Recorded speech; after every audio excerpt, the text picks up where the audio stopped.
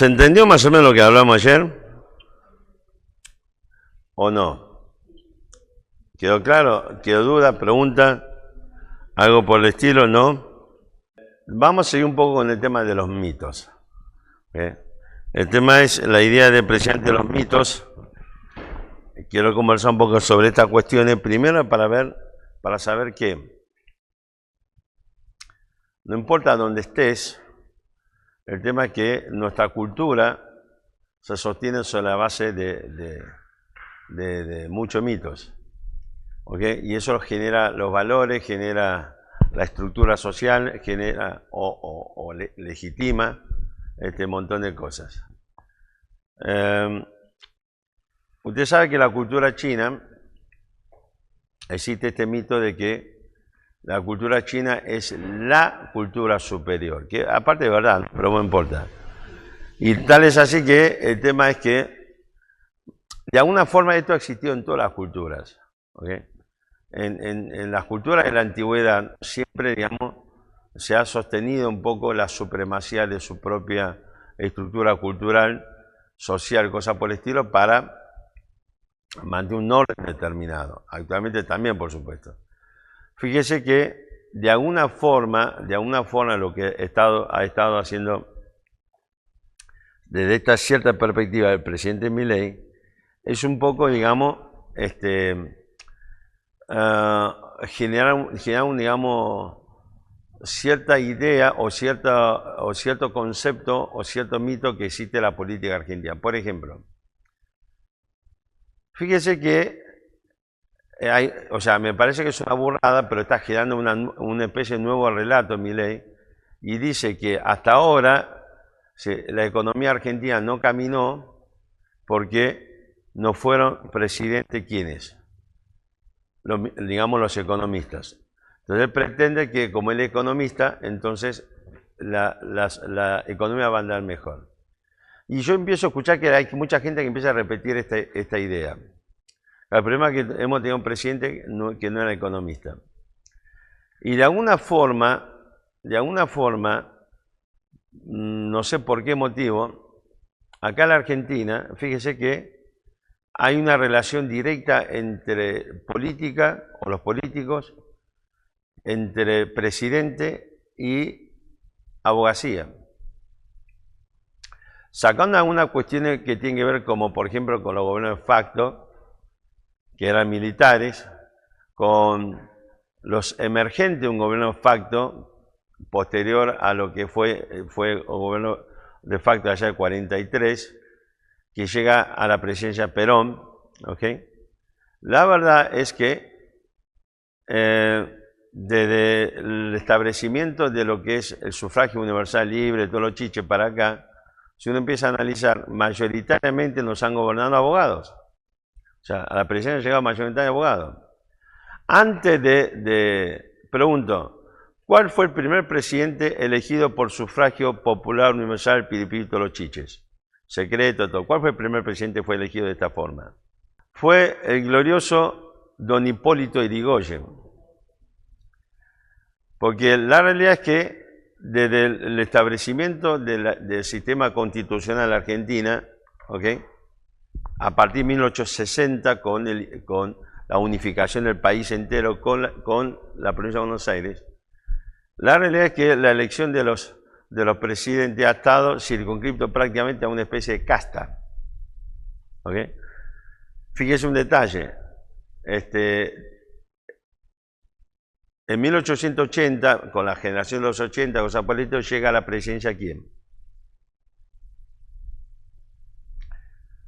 Julio Argentino Roca. Después de Roca, ¿quién siguió la presidencia? ¿Quién fue el próximo presidente después de Roca? Juárez Selman.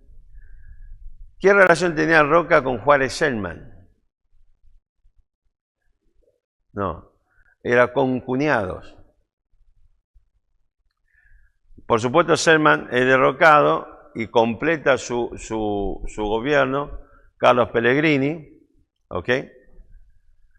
Y casualmente, Pellegrini ha tenido una buena, digamos, presidencia sustituta y la verdad que Pellegrini era economista. De hecho, para los que no saben, Pellegrini, bajo la presidencia de Pellegrini, ya se proyectó el límite de la ciudad de Buenos Aires a través de qué vía automotor. La General Paz. O sea, ya en 1800, allá por 1800, cerca de 1890, está proyectado el tema de la General Paz, por ejemplo. Después, ¿qué otros presidentes llegaron? Por ejemplo, Luis Sáenz Peña, su hijo Roque Sáenz Peña, ¿entienden? Volvió después otra vez, segundo mandato, Julio Argentino Roca. O sea, fue realmente una casta, digamos, de lo que es la alta sociedad argentina, lo que gobernaron. Claro, el problema es que en todo esto, mientras tanto, ya ha pasado lo que fue la Revolución del Parque, ¿sí? Ya, digamos, con Alén y sucesivamente, ya empieza a haber un clamor popular para que eso se modifique. Finalmente sanciona la ley de sufragio universal, secreto, toda la mar en coche. Roque Sáenz Peña, usted si va al centro de la ciudad de Buenos Aires, cuando usted llega a la Plaza de Mayo y mira el Cabildo con la Casa Rosada de fondo, usted va a ver que al lado del Cabildo se abren dos avenidas que son dos diagonales. El diagonal sur, ¿cómo se llama? No, diagonal sur. Luis Sáenz Peña. ¿Y el diagonal norte, cómo se llama? No. Roque Sáenz Peña. Casualmente esos diagonales están padres e hijos. Por supuesto, el tema es que Roque Sáenz Peña sí cruza con Carlos Pellegrini, Luis no, porque Luis termina ¿en dónde? ¿Sobre qué avenida? Exactamente. Así que, fíjense para que tengan una idea. Entonces Roque Sáenz Peña dijo, yo no puedo gobernar con todo el pueblo dándome la espalda. Sí, la Unión Cívica Radical ya se había fundado en ese momento, había llamado a la abstención electoral. Entonces el tipo fue y negoció con Hipólito Yrigoyen. Ahí surge la ley de sufragio secreto universal y todos los chiches. Y la primera vez que se aplica esa ley, ¿sí? En 1916 llega a la presidencia el presidente don Hipólito Yrigoyen. Y a partir de allí cambia este paradigma de una forma, y de allí hasta ahora prácticamente la mayoría de los presidentes democráticos han sido abogados. Ahora, este no es un problema de ser abogado o ser economista, pero el tema es que el presidente está metiendo otro relato que quizás, si esto prospera en un momento, vamos a empezar a escuchar esta idea que solamente los economistas pueden gobernar bien el país. Cosa por el estilo. Entonces, fíjese que esta es una cosa que se genera constantemente y se va modificando pensamientos, ¿sí? Conductas, porque evidentemente el que está convencido de que solamente los economistas pueden gobernar bien el país, van a empezar a votar siempre a los economistas. O sea, genera una modificación en una conducta determinada. ¿Okay? Entonces, fíjese que le decía el tema de la cultura china, por ejemplo, como en todas las culturas antiguas. Mi madre siempre tenía la esperanza que sus hijos le traigan una nuera oriental. Entonces, un día le dije a mi vieja, le digo, mirá, vieja, seamos honestos. Yo llegué a la Argentina chiquito, mis amigos son casi en su totalidad argentinos, estudié acá, me formé acá, voy a una iglesia de argentinos, decime cuál es la probabilidad que te traiga una nuera oriental. A todo esto hubo intentos. Un año, la hermana de una amiga de mi hermana, que es mayor que yo, que vive en Estados Unidos, la trajeron para acá, a ver si me enganchaba con esta piba. La verdad que es una piba macanuísima, pero el punto central es esto, también existe, no principios de la palabra de Dios sobre el tema del noviazgo matrimonio, que tienen que ver, y esto lo hemos visto en el estudio sobre el noviazgo. El primer requisito que Dios establece para el desarrollo de una familia, ¿qué es? Que ambos tienen que ser ¿qué? El primer requisito. Exactamente. Así que esta chica lamentablemente no era creyente, si hubiera sido creyente, nos sentaremos a charlar. Entonces, ¿qué pasa? La cultura y la, digamos, popular chino choca contra el principio de la palabra de Dios. Y cuando esto ocurre, ¿qué debe prevalecer? siempre en todos los ámbitos de la vida, debe prevalecer la palabra de Dios. ¿Ok? Entonces, fíjese un detalle. Y para que un día, mi vieja como insistía, entonces un día ya me chiflé y le dije, vieja, mira, yo de la cultura china tomo lo que me sirve, lo que no me sirve la desecho. Si no te metes con un cuchillo 35 centímetros de carnicero clavado, viste, a la yugular, es porque corro más rápido que mi vieja. Nada más. Así que, ahora, escúchame una cosita. Ayer veíamos este primer mito que se desarrolla en la historia de la humanidad.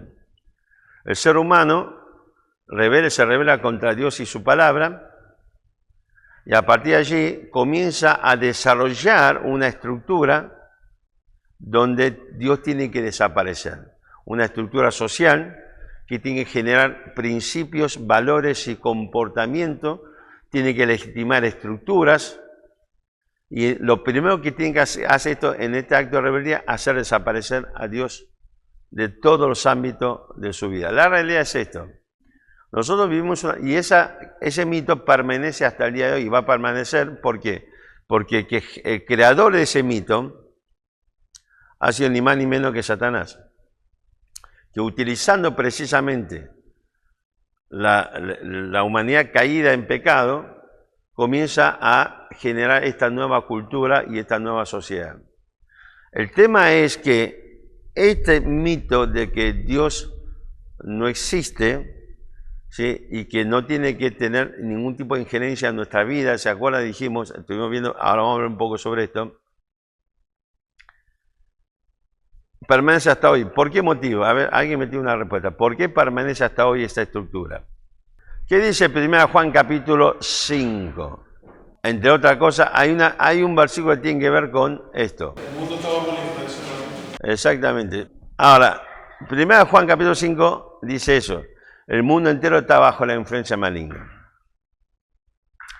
¿Se acuerdan? La no tentación, la prueba de Cristo, porque vieron que lo que decíamos que la literatura tradicional del cristianismo siempre ha dicho que capítulo 4 de Mateo es la tentación de Cristo, y así aparece nuestro título, cosas por el estilo. La realidad es que no hubo tal, no es la tentación de Cristo, realmente Cristo fue puesto a prueba, ¿sí? De la misma forma que fue puesto a prueba Adán fracasó ante la avanzada de Satanás y llegó a ser la cabeza de una humanidad caída en la condenación del pecado. ¿Ok? En cambio, Cristo pasa la prueba y por eso es apto para ser la cabeza de una humanidad vivificado por medio de él. Entonces es lo que la Biblia después va a hablar del primer Adán, en quien todos morimos, y el postrer Adán, que es Cristo, en quien todos somos vivificados. Así que el mundo entero está dividido en estos dos sectores. Estamos en Adán, muertos nuestros delitos y pecados, o en Cristo Jesús, el postrer Adán, ¿sí?, vivificado por medio del sacrificio de Cristo en la cruz del Calvario. ¿Dónde están ustedes? ¿En el primer Adán o en el postrer Adán? Claro, esto no es una cuestión de lo que yo digo. Vamos a ver un poco más adelante sobre este mito también, ¿sí? Es como que lo que uno dice, una deformación de esto es lo que hay una corriente dentro del mundo cristiano actual, dentro de lo que es la herejía de este mundo, de cristiano actual, que dice que el cristiano tiene poder para declarar. Yo declaro que estás libre de toda enfermedad, y estás libre de toda enfermedad. ¿Ok? Yo declaro que es el fin de la miseria en tu vida, y seguimos muertos de hambre, ¿verdad? Pero está esta idea de que lo que vos declaras es lo que se hace realidad, entre comillas. Vieron que hay muchos de estos delincuentes que dicen que son pastores que andan, viste, por todos lados diciendo declaro tal cosa. ¿Okay?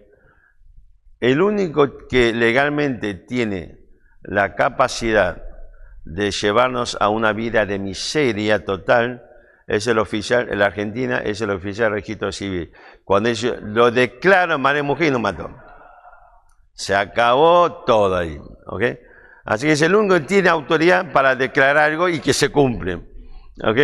Así que bueno, es otro tema. Pero el tema es esto. Cuando en Mateo 4, Satanás, en la tentación de Cristo, o la prueba de Cristo, hay la última ofrecimiento, ¿cuál fue? ¿Se acuerdan? Primero le dijo que convierta pan, la piedrita en pan. Segundo, ¿todos se acuerdan de esa historia o no? Vamos a leerlo. Vamos a leerlo. Mateo 4. Vamos a leer el versículo 1 al versículo 11.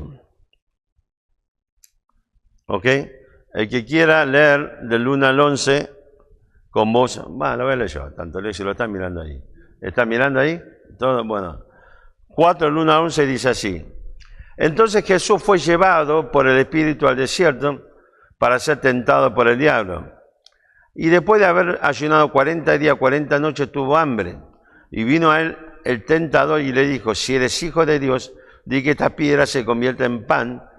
Él respondió y dijo, escrito está, no solo de pan vivirá el hombre, sino de toda palabra que sale de la boca de Dios. Entonces el diablo le llevó a la santa ciudad y lo puso sobre el pináculo del templo y le dijo, si eres hijo de Dios, échate abajo, porque escrito está, a sus ángeles mandarán acerca de ti y en sus manos te sostendrán para que no tropieces con tu pie en piedra. Jesús le dijo, escrito está también, no tentarás al Señor tu Dios. Otra vez le llevó el diablo a un monte muy alto y le mostró todos los reinos del mundo y la gloria de ellos. Y le dijo, todo esto te daré si postrado me adorares. Entonces Jesús le dijo, vete Satanás, porque escrito está, al Señor tu Dios adorarás y a él solo servirás. El diablo entonces le dejó y aquí vinieron ángeles y le servían. Fíjese que hay cierto tipo de cambio, pero básicamente hay que entender esto. El tercer ofrecimiento que Satán le hace a Cristo dice, le muestra todos los reinos del mundo y le dice, todo esto te lo daré si postrado, digamos, me adorares. Ahora, entienda bien esto. Satanás estaba ofreciendo algo totalmente cierto y real. Porque él tenía el control de todos los reinos de la tierra. Todo le pertenecía. Y él podía darle digamos, o que se convierta en realidad ese ofrecimiento a Cristo. ¿Por qué? Porque, tal como dice en 1 Juan 5, el mundo entero está bajo la influencia del maligno. Un día, tal como por esa razón se lo llama el príncipe de ¿qué? A Satanás. De este mundo. Por eso en Juan, en el Evangelio de Juan, ¿sí? Cristo dice, refiriéndose hacia la cruz de Calvario, dice que ante la inminencia de cumplimiento del hecho de la crucificación de Cristo, dice que el príncipe de este mundo se ha sido echado fuera. Así que, y este evento se produjo ni más ni menos, ¿en dónde? No el evento. El evento de que Satanás sea el reino de todo, digamos, el príncipe de este mundo, que tenga todos los reinos bajo su poder. Él es, digamos, todo el mundo está bajo su influencia. ¿Cuándo se produjo este hecho? Génesis, ¿cuándo? Realmente ocurrió Génesis capítulo 3, los primeros 6 versículos, pero tengo mi duda de cuándo se produjo realmente, porque el punto es que Génesis 3, 1 a 6 habla de la tentación de Eva, pero le engaña a Eva, pero después dice que Eva le dio a su marido y comió. Y lo que yo creo realmente que antes que Adán coma ese fruto, él ya su corazón se había modificado, él ya estaba dispuesto a eso. ¿Por qué? ¿Se acuerdan que hablamos un poco esto sobre qué significa, o sea, a dónde apunta primordialmente en en Génesis 2, cuando le dice que le daré ayuda idónea y apareció Eva, ¿ok? Entonces, pero fíjese que lo que sabemos en Génesis 1 y 2, que hay un pacto adámico donde Dios le entrega a Adán, ¿sí?, el dominio o el señorío sobre toda la creación, y además le da a Adán la autoridad de ser la cabeza de una nueva raza que es, ¿qué cosa? Precisamente la raza humana. Él iba a ser la cabeza de esa raza humana que por causa del pecado se transforma en la cabeza de una humanidad ahora ya caído en pecado, en la corrupción del pecado. Ahora, lo que la Biblia dice que cuando Cristo lo dijo, Pablo lo dice en Romanos también, no sabe que cuando alguien se pone, digamos, a sí mismo al servicio de otro, lo constituye al otro como su Señor.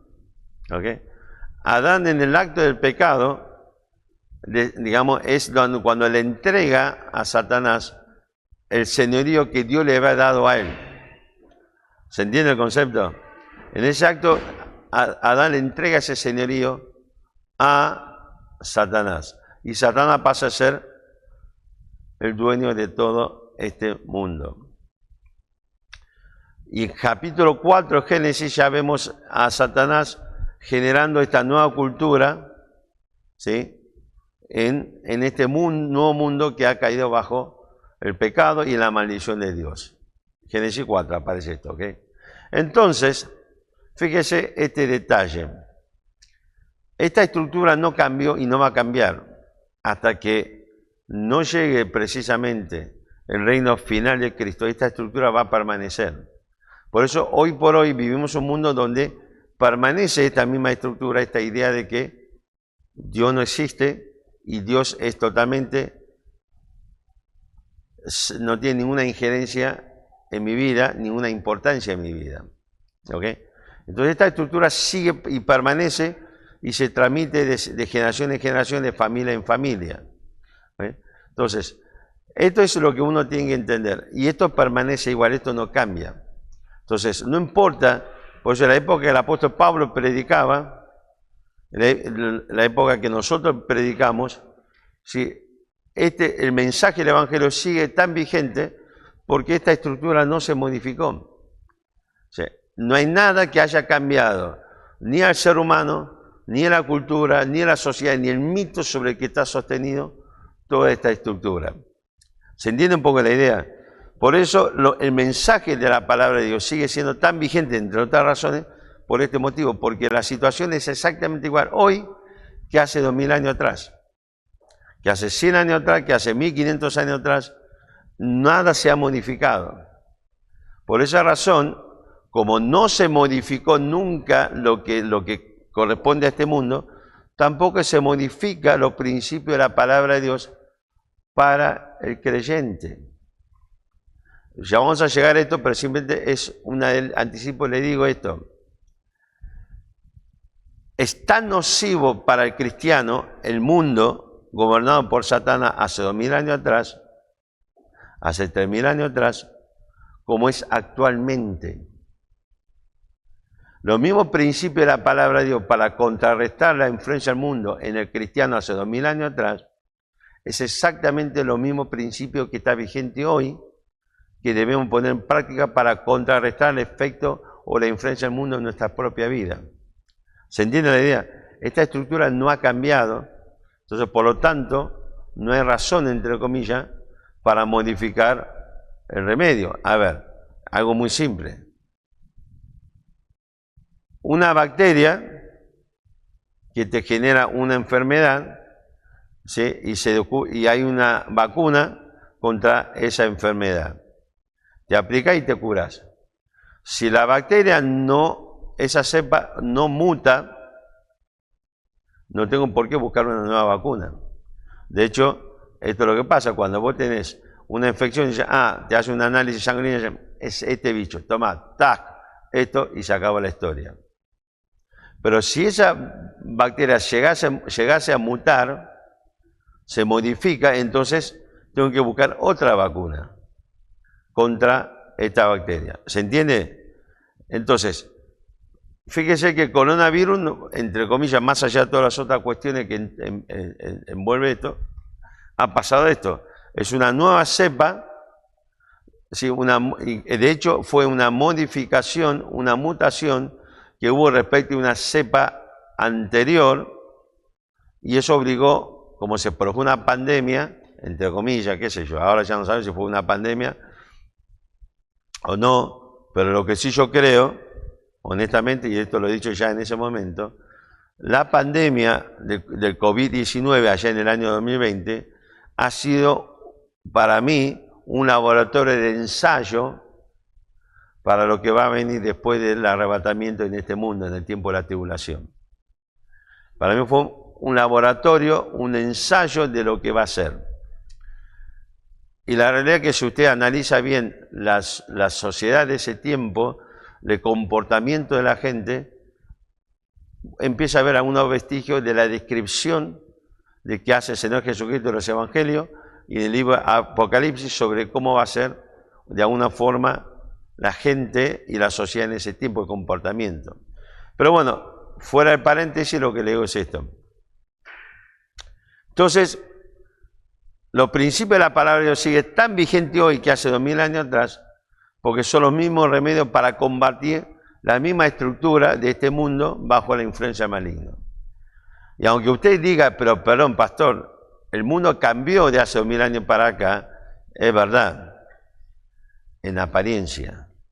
Lo que quiero decir algo, Satanás no es original en nada. En ese sentido se parece a ustedes, no tiene originalidad. Lo que hace es darle una nueva forma a los mismos conceptos, a las mismas ideas, a los mismos principios que él estableció sobre este mundo. Le da otra forma, pero es exactamente igual. ¿Ok?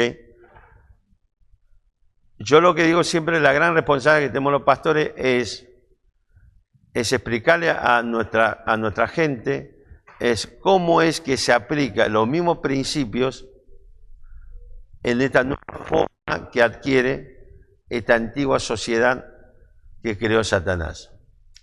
¿Se entiende el concepto?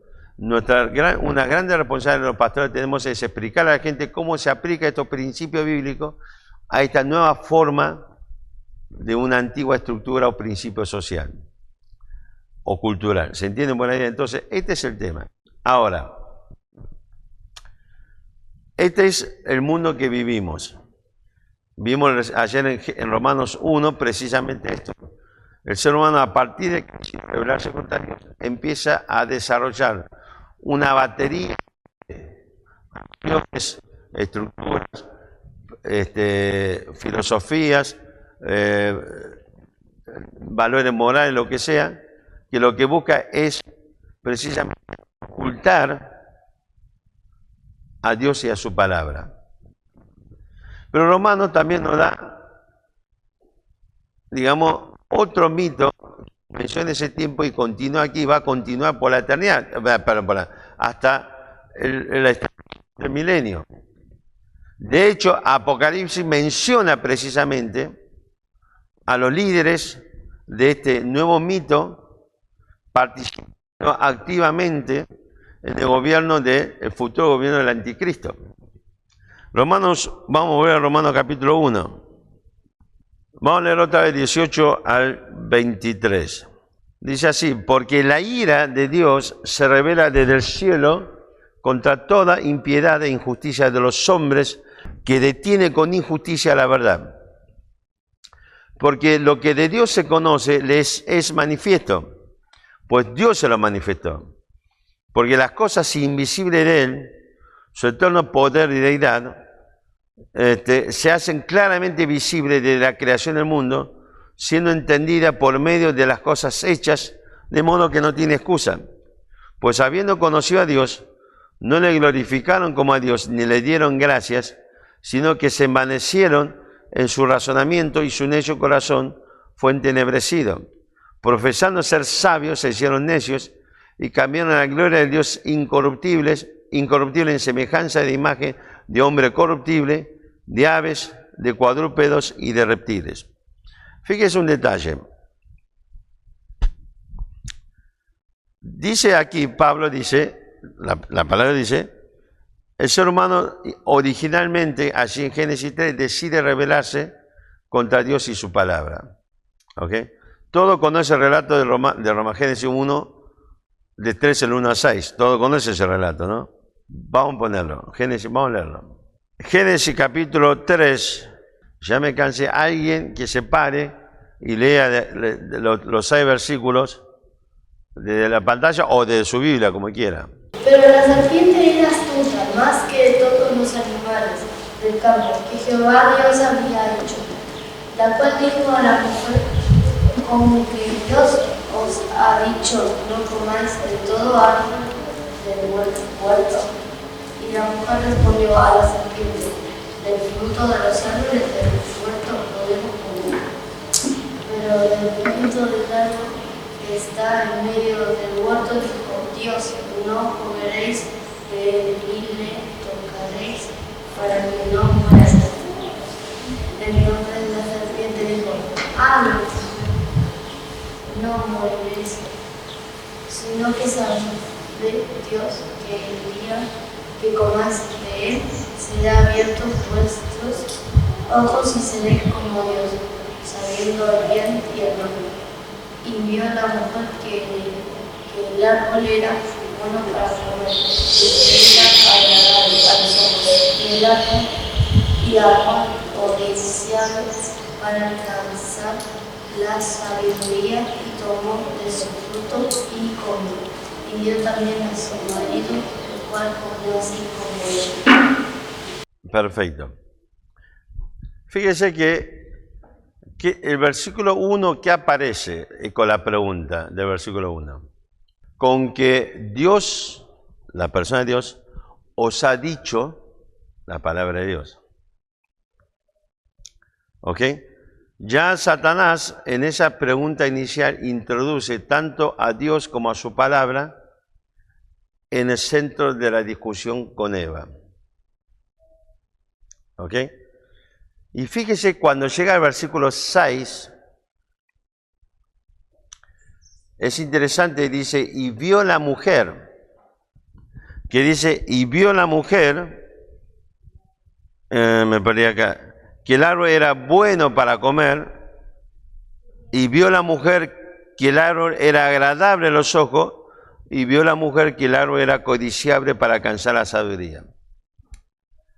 Génesis 3.1 dice, con que Dios os ha dicho, cuando llegamos al versículo 6, vio la mujer. Ya no está ni Dios ni su palabra. ¿Se entiende? Igual, este tema lo hemos visto el año pasado en este mismo lugar, que, dicho sea paso, hablé con los integrantes de Misitec, que ya ha sido debidamente editado esos videos. Lo que tienen que hacer para poder acceder a los videos, tienen que entrar en el canal de YouTube de la iglesia, y usted y 50 personas más le tienen que poner like y tocar la campanita, y eso le va a dar la clave para acceder a los videos. Ahora, quiero decirles algo, esto es personal. ¿Qué significa? No es que yo puedo acceder por toda mi familia, no. El programa tiene un detector de delincuentes, que entonces cada uno tiene que conseguir 50 personas que le den like al canal de YouTube de la iglesia, entonces ahí puede acceder, ¿ok? Entonces, van a ver todo esto, pero fíjese que este es el detalle. Volvamos a Romanos capítulo 1 y fíjese que lo que tenemos precisamente es este tema, que es lo que encontramos precisamente, el hombre rebelándose contra Dios y su palabra, el hombre decidiendo invisibilizar a Dios de este mundo, de esta nueva estructura social. Pero hay un problema. Uno de los grandes problemas que tienen con los autos eléctricos, vieron totalmente eléctricos actualmente, ¿cuál es?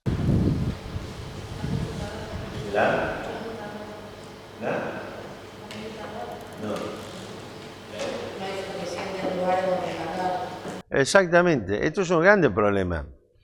Los autos totalmente eléctricos necesitan, a ver, si usted tiene un auto que camina con nafta, premium, no premium, gasoil, lo que sea, diésel, usted tiene que con cierta periodicidad, cuando se va vaciando el tanque, parar y cargar.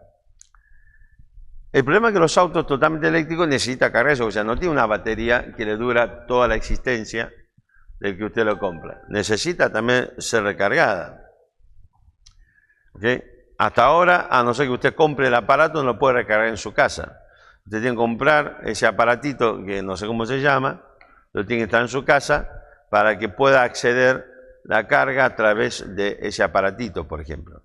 Y si no, tiene que ir a una estación de servicio que tenga cargador para batería de auto. Y si usted tiene un coche así, traten de organizar su viaje, supongo que se va de vacaciones, para que llegue a una estación que tenga la posibilidad de cargar, supone para el mediodía. ¿Por qué? Porque se va a tener que sentar a almorzar, a tomar cafecito, el postre, a hacer sobremesa, porque tarda como 3 horas para cargarse. De hecho, hay muchos autos que actualmente te lo venden diciendo que se carga en 60 minutos. Entonces este es el problema. Si usted no tiene una estación de servicio donde cargue la batería, estamos fritos. O sea, el coche va a andar y se acabó la batería y por más que le empuje, no hay forma. Ahora, el problema del ser humano, el ser humano tiene un problema, no un problema, tiene una particularidad. Recuerden que el ser humano, en Génesis capítulo 1, fue creado con una particularidad respecto a toda la creación existente. ¿Ok? Material, por supuesto. Y respecto a los animales, por más que ustedes, o en este mundo pretende igualar al hombre con el animal, pretende que precisamente que la característica de las hermanas Che sean nuestros antecedentes o nuestros ancestros en este mundo, y se pretende conocer el comportamiento del ser humano a través del comportamiento de los animales, porque vieron que existe el psicólogo de animales ahora también. ¿Okay? Si tuviese un psicólogo de animales en mi casa estas últimas semanas, cuando nos ven con qué, ¿cómo diría? Sadismo íbamos a buscar a los gatos cuando había que darle el antibiótico. O sea, nos paramos, empezamos a ver gatito lindo y empezamos con una sonrisa, y lo vamos encerrando. Y vos que el gato empieza, cuando termina siendo acorralado, se pone, miau, se empieza a achicharrarse de miedo, y lo levantamos del cogote para darle la pastillita del antibiótico. Mientras uno levanta el cogote, el otro le abrimos la boca y le metemos el antibiótico adentro y le cerramos la boca. Y empezamos que tragártelo, y lo abrimos, no, y se lo volvemos a cerrar. Y pobre el bicho, si se le ocurre, quiere escaparse, porque, claro, después de la experiencia, fíjate, me estoy sanando todavía de todas estas heridas. El punto es que cuando se quiere escapar, lo apretamos contra el mesa, suelo, lo que sea, quédate ahí quieto. Y lo volvemos a acomodar el pellejo y lo levantamos otra vez. Claro, si hubiera un psicólogo de animales, nos acusarían de violencia doméstica y no sé cuánta cosa más. Pero el tema es esto. El mundo intelectual pretende conocer al hombre a través de los animales, porque dice que venimos de ellos. La Biblia dice que Dios creó a los animales, la vida animal, pero creó la vida al ser humano como dos entidades totalmente separadas, diferentes, y Dios le ha dado al hombre, al ser humano, una capacidad única que no tiene ningún ser creado en términos, digamos, de fusión entre lo material y lo espiritual.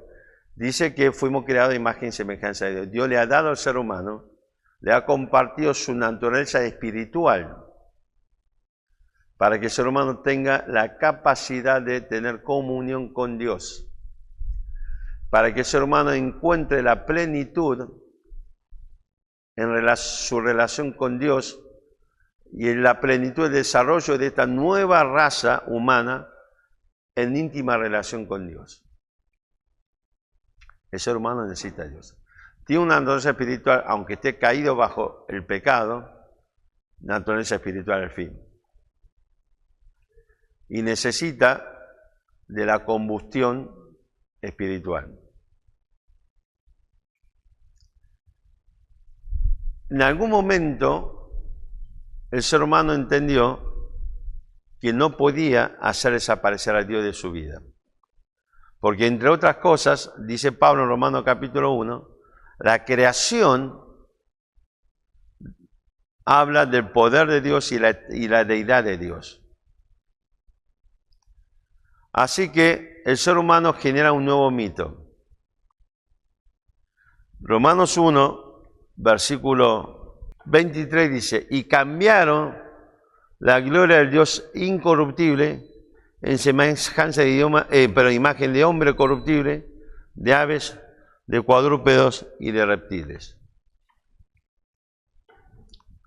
Transformaron a Dios, la relación real, verdad, con Dios, en una religión.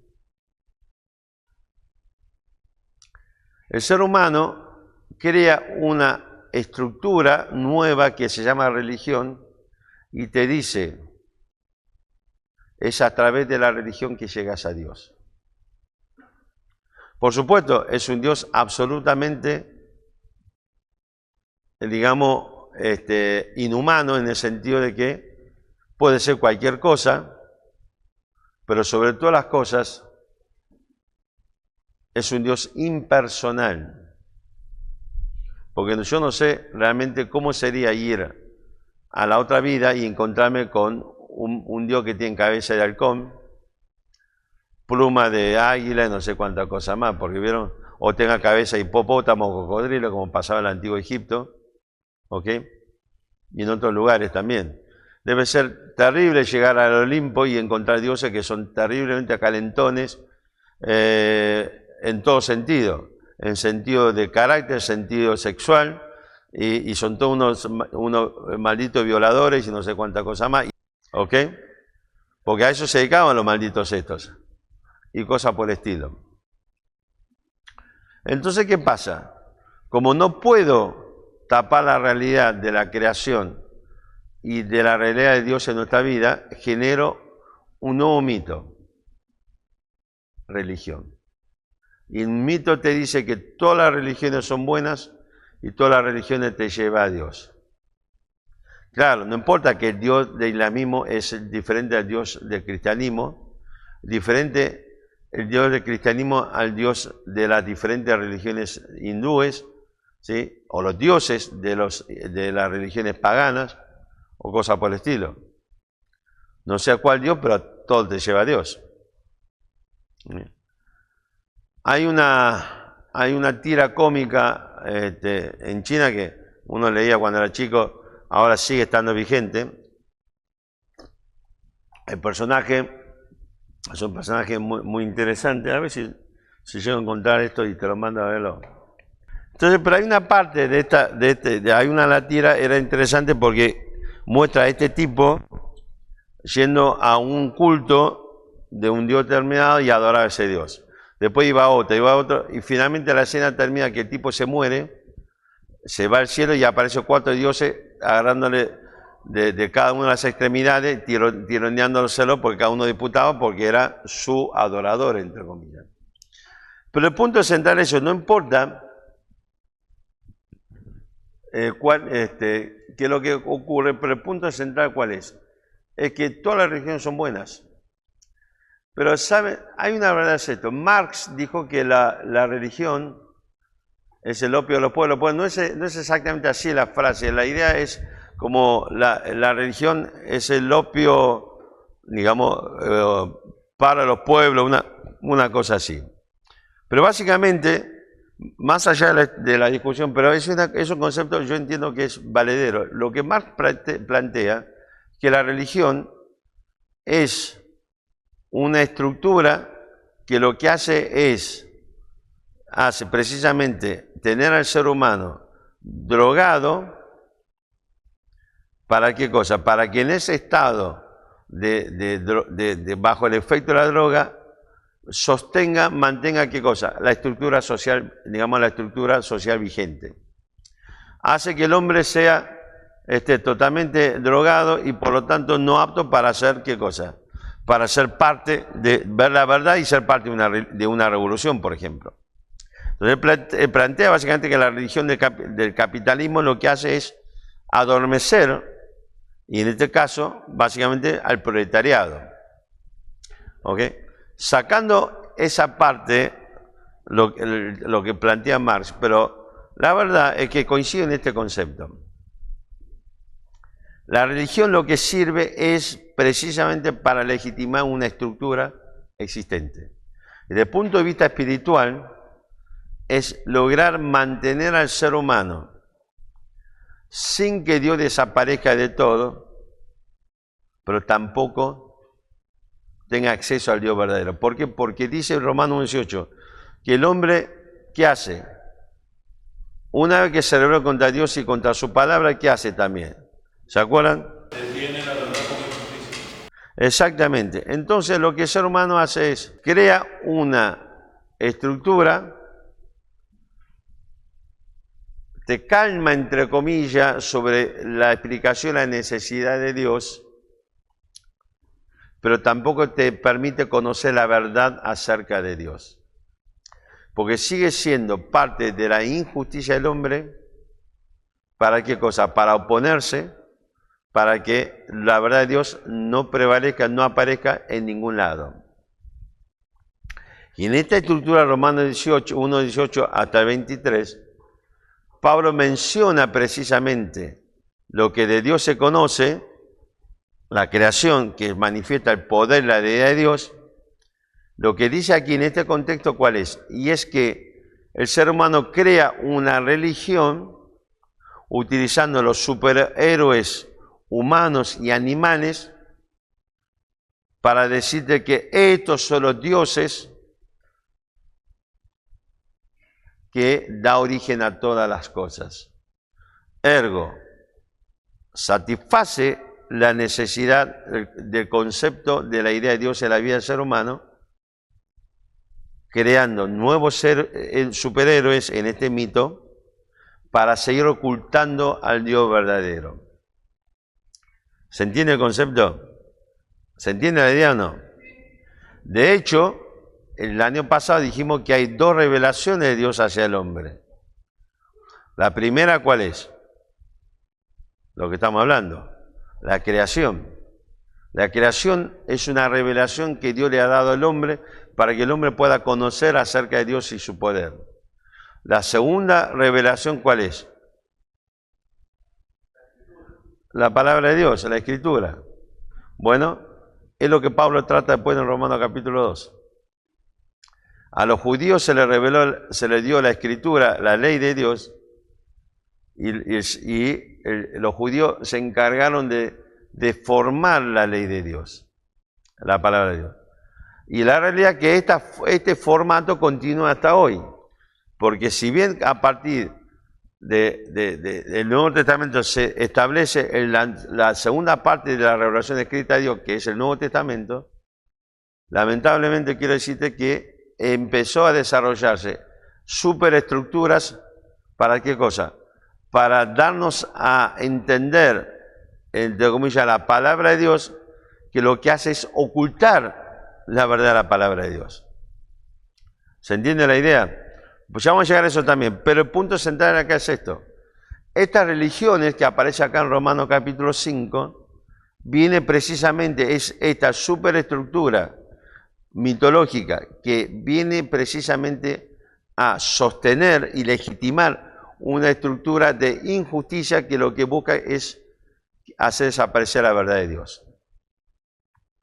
Así que el ser humano pasa a creer en una religión cuyo Dios explica el origen de todas las cosas y que al fin y al cabo no es ni más ni menos que adormecer la conciencia entre muchas del pueblo para que no busque de corazón al Dios verdadero. Esto es lo que hace una religión. Y esto es algo que ocurrió en el tiempo pasado, en el tiempo actual y en el tiempo futuro, Y fíjese que cuando usted lee el libro de Apocalipsis, aparece precisamente en esta estructura que va a legitimar el gobierno del anticristo. No solamente aparece, digamos, lo que son la estructura política, también la estructura religiosa. Los líderes religiosos van a ser parte de esta, digamos, de esta estructura que, basado en un mito inicial, va a sostener y legitimar el gobierno del anticristo. Y esto aparece claramente en algunos pasajes de los evangelios y también en el libro de Apocalipsis. ¿Se entiende? De hecho, a la estructura religiosa en Apocalipsis se lo llama como ¿qué? Como la gran ¿qué? La gran ramera. Es esta estructura religiosa que va a ser parte de este mito que fue creado allá en la antigüedad, de la rebeldía del hombre contra Dios y contra su palabra, para legitimar todo lo existente. Aún, finalmente, esto tiene que servir, este mito final, finalmente tiene que servir para legitimar el gobierno del anticristo. ¿Se entiende lo que estoy diciendo? Así que fíjese que es interesante, apareció un nuevo mito. No solamente este mito de, digamos, acerca de lo que tiene que ver Dios, esta idea de un mito donde desaparece Dios y luego aparece la religión como parte de esta superestructura, de este mito, para ocultar lo que es visible de Dios. Porque claramente Pablo dice, porque lo que de Dios, digamos, respecto a Dios es manifiesto a través de la creación, a través de lo creado. Entonces, esta superestructura religiosa parte de este mito, de esta nueva sociedad que viene a legitimar un orden mundo sin Dios. La religión es parte de todo esto. ¿Para qué cosa? Para seguir ocultando lo que no se puede ocultar. La creación está. Entonces la religión viene ahora a ocultar, es parte de este proceso. ¿Para qué cosa? Para ocultar la verdad de Dios. Así que si usted está en una religión, cualquiera sea la religión, a una religión cristiana o una religión evangélica, aún puede estar en una religión bautista.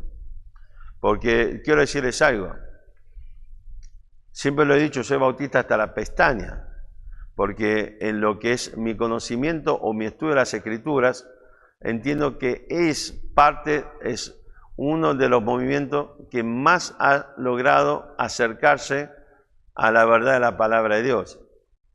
Pero también, a través de la historia, parte de la estructura bautista se han ido detrás de la apostasía, como ha ocurrido con todo lo que es el tema de la convención bautista y cosas por el estilo. En este siglo, la mitad del siglo pasado para acá, ¿sí?, se había desarrollado ya cierta estructura de lo que se conoce como actualmente como iglesia evangélica. El diablo se ha encargado de corromper totalmente las estructuras evangélicas, de manera que hoy por hoy las iglesias evangélicas son uno de los cultos que más se ha difundido en el mundo, digamos, si se quiere, en el mundo de habla hispana, y es uno de los lugares donde más se ha introducido herejías y falsedades respecto de la palabra de Dios. Hoy por hoy, yo digo que el gran porcentaje de iglesias evangélicas son del diablo. Está la apostasía total y absoluta. ¿Ok?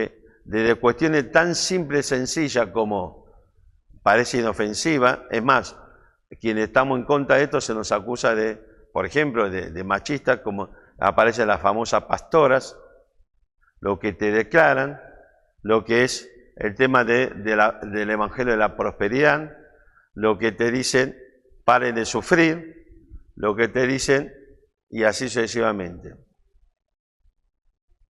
Nada está en la palabra de Dios. Lo que yo le puedo decir es esto: desde el momento que si usted está en una iglesia donde el pastor dice yo declaro, váyase. Desde el momento que usted está en una iglesia donde apareció la pastora predica, váyase. porque es una iglesia absolutamente apóstata y diabólica. ¿Ok? Donde aparece uno que te predica la prosperidad, váyase. Y así sucesivamente. ¿Ok? Aún hoy por hoy hay muchas iglesias bautistas que están teniendo enseñanzas no bíblicas. Y yo le digo, la culpa es nuestra. El pastor de Patti le dijo, es verdad, yo prediqué lo que mi organización quería que yo predique, pero vos tenés la Biblia, ¿por qué no leíste? Esto es una escena de la película Evento del Porvenir, que cuenta, pero Evento del Porvenir, como la 1 de la noche, que es una película que nos cuenta acerca de la vida en los tiempos de la tribulación. Un pastor de una iglesia apóstata que predicaba, era una iglesia evangélica, predicaba religiosamente todos los domingos la palabra de Dios.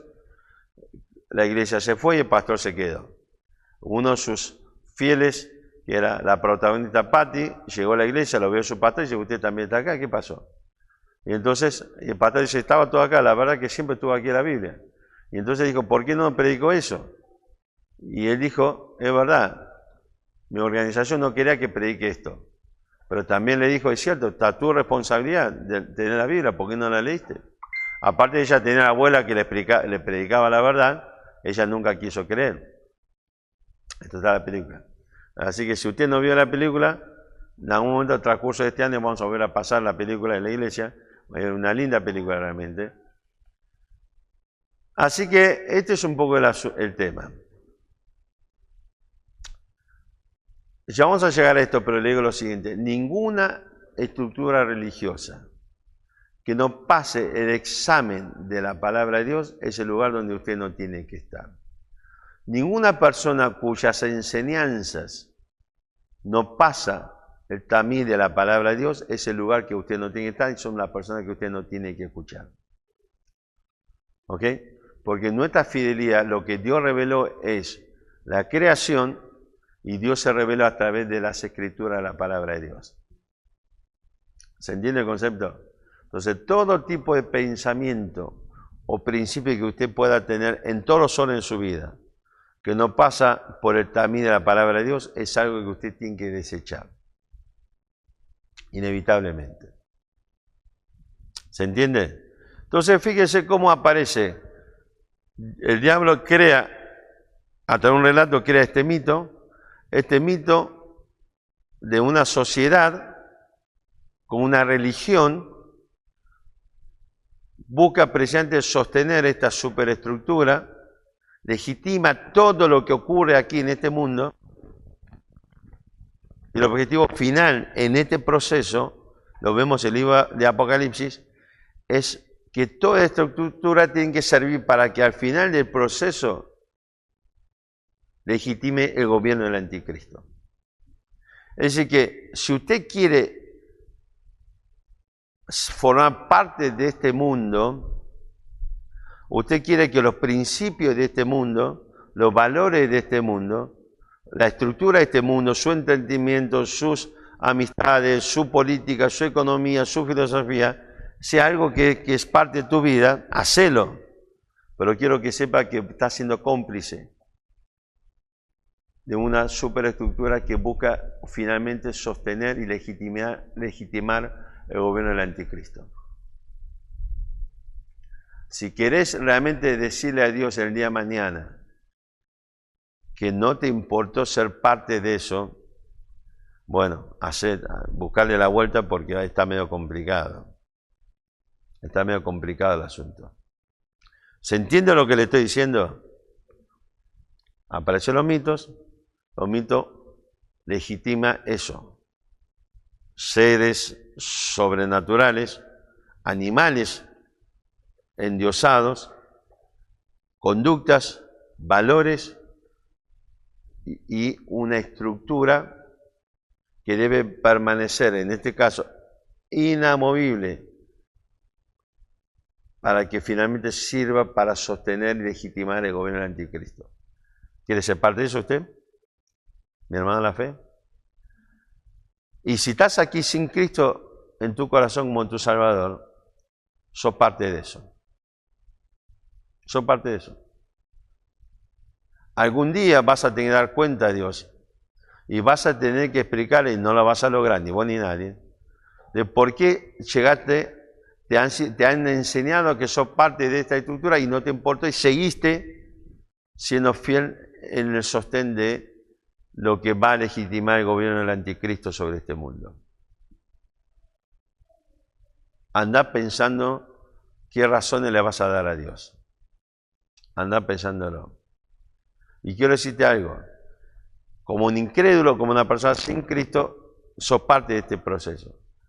Si vos te consideras creyente, genuino, y seguís siendo parte de esta estructura porque tu vida no se ha modificado, estás viviendo igual que un incrédulo, siendo sostén de un sistema que va a legitimar finalmente el gobierno del anticristo.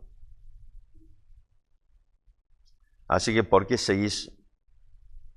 Si decís que sos cristiano, pregunta, ¿por qué seguís viviendo una vida, una forma de vida, una filosofía de vida, una familia que legitima el gobierno del anticristo?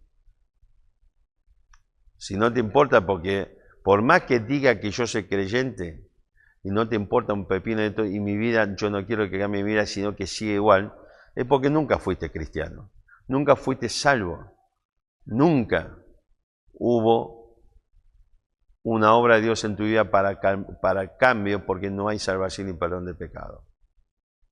Así de simple, así de sencillo. La Biblia no es tan complicada y el mensaje de Dios es muy sencillo. Así que esta es la situación. ¿Dónde estás parado?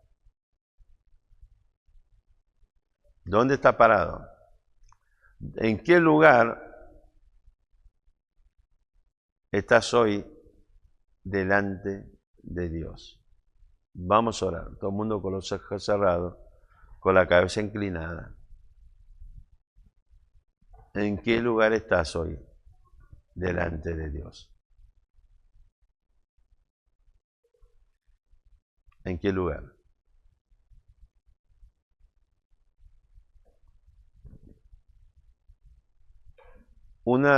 Después vamos a ver unos grandes mitos que hay en el mundo cristiano, es que dadas las circunstancias yo soy salvo. Aunque después siga siendo parte de un sistema que va a legitimar el gobierno del anticristo. Y si conociendo la verdad de Dios, esa verdad no cambia tu vida, es mentira que sos salvo.